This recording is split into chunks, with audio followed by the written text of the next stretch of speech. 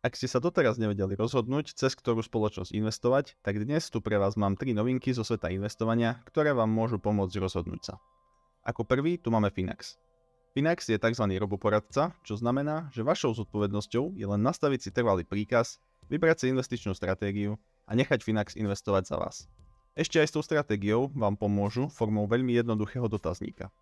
Investujete do ETF-iek alebo dlhopisov v pomere podľa toho, aké máte ciele, ako zvládate risk a podobne. Veľa ľudí však nemá Finax rado, keďže v porovnaní s investovaním na vlastnú päsť cez brokera majú pomerne vysoké poplatky, a to 1,4% za riadenie portfólia a 1% z každého vkladu do 1000 eur. To sa ale postupne začína meniť. V nedávnom videu som vám spomínal, že Finax plánuje poplatok za vklad úplne zrušiť a teraz ešte prichádzajú aj s ponukou spracovania 500 eur investícií zadarmo.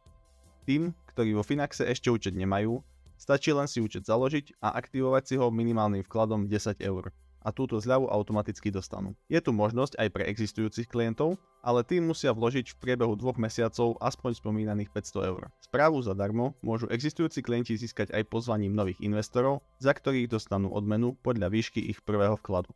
Ak by ste chceli Finax vyskúšať, môj link bude dole v popise videa. Ako druhú novinku tu máme XTB, jedného z lepších brokerov, ktorý je pre Slovákov dostupný. Má veľkú ponuku ETF-iek, individuálnych akcií, komodít a CFD, vrátane krypto CFD. To všetko bez poplatkov a so slovenskou podporou a sídlom v susedskom Poľsku. Čo viac by si človek mohol prijať?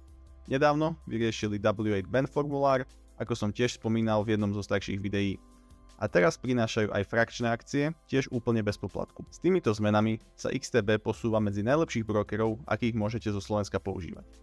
Bohužiaľ, ja XTB momentálne nepoužívam, takže pre vás nemám referál link, ale ak toto video náhodou pozeráte niekedy v budúcnosti, ale ja som medzi tým začal XTB používať, tak sa pre istotu pozrite do popisu, či tam ten link nenájdete. No a najväčšou novinkou je celý nový broker, a dokonca slovenský. Birdwingo, pôvodne nazývaný Tatrim, je relatívne nový broker, za ktorým stoja dvaja slovenskí bratia Andrej a Adam Hanovci. Zatiaľ je k dispozícii mobilná aplikácia, ktorá celkom očividne mierí na mladých, keďže dizajn v niektorých aspektoch nápadne pripomína sociálne siete. Sústreďujú sa aj na vzdelávanie a rozšírenie povedomia o finančnej gramotnosti. Jeden z tabov apky je Birdwingo Academy, kde sú základné minikurzy ohľadom investovania formou, ktorá pripomína Instagramové stories. Podľa mňa celkom dobrý nápad v dnešnej dobe problémov s pozornosťou. Apka je síce malá, ale nabitá funkciami. Viete si pridávať priateľov, podporované sú frakčné akcie, automatické investovanie podobné koláčom v Trading 212, depozit cez bankový SEPA transfer je super rýchly, keďže majú účet v Tatrabanke. Nebudem ísť úplne do nejakých veľkých detailov, to možno v nejakom budúcom videu, teraz len chcem ukázať, že tu niečo také existuje. Ak by ste mali detailnejšie otázky, kľudne mi ich napíšte dole do komentu. Ešte by som spomenul poplatky, ktoré sú tiež skvelé. Existuje len jeden poplatok, a to poplatok za nákup alebo predaj v hodnote 0,49% z transakcie alebo 1 eura. Na rozdiel od veľa iných spoločností je poplatkom nižšia z týchto hodnôt, nie vyššia.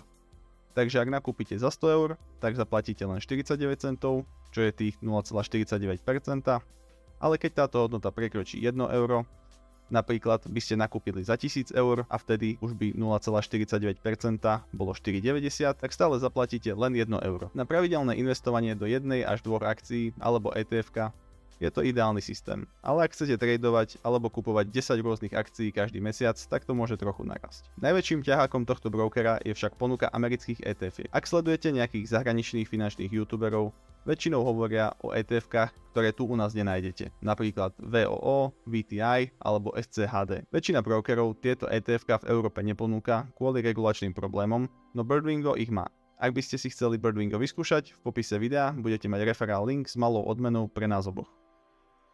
To by bolo na dnes všetko. Ak sa vám video páčilo, nezabudnite dať like a odber, prípadne napísať nejaký komentár a pozrieť si video, ktoré vám algoritmus vybral a práve ho vidíte na obrazovke. Ja vám ďakujem za pozornosť a počujeme sa na budúce.